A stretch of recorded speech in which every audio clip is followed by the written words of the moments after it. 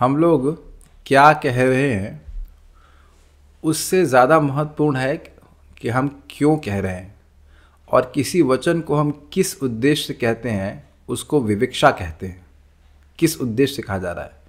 मेरे मित्र कल आए थे और मैंने उनका कहा कि मैं आपसे बदला लूँगा, तो वो हंसने लगे। अब किसी घर में कोई जाए और कोई कहे मैं आपसे बदला लूँगा तो घबरा जाएगा, नहीं क्या बदला लेंगे।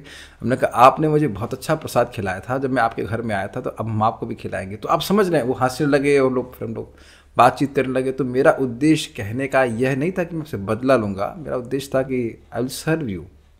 तो मैंने क्या कहा उससे ज़्यादा महत्वपूर्ण ये था कि मैंने क्यों कहा। आप कहेंगे कि सब बातें क्यों कह रहे हैं।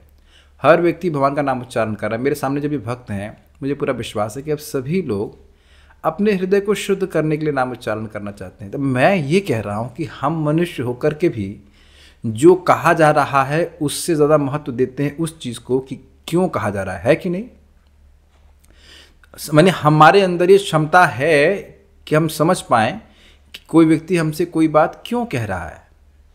अग्रीड। तो भगवान तो ये ज्ञान सभी को ज्ञान देने वाले हैं। भगवान तो अच्छे से समझ रहे हैं कि आप नाम जप क्यों कर रहे हैं, और आप सभी लोग अपने हृदय को शुद्ध करने के लिए नाम उच्चारण कर रहे हैं। क्यों नहीं तो रोज रोज क्यों करते। अब हृदय को क्यों शुद्ध करना चाहते हैं, क्योंकि आपने सुना है कि हृदय शुद्ध होगा तो भगवान का प्रेम जागृत होगा।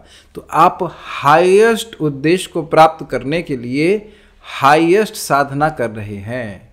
हाईएस्ट उद्देश्य को प्राप्त करने के लिए जो भगवान चाहते हैं उसको प्राप्त करने की इच्छा से बोल रहे हैं, इस विवक्षा से कि मेरा हृदय शुद्ध हो, भगवान मुझसे प्रसन्न हो। और भगवान इस बात को समझते हैं। I hope this is very clear. तो ऐसा करेंगे तो निश्चित भगवान की प्राप्ति होगी। भगवान समझते हैं इस बात को। हरे कृष्णा।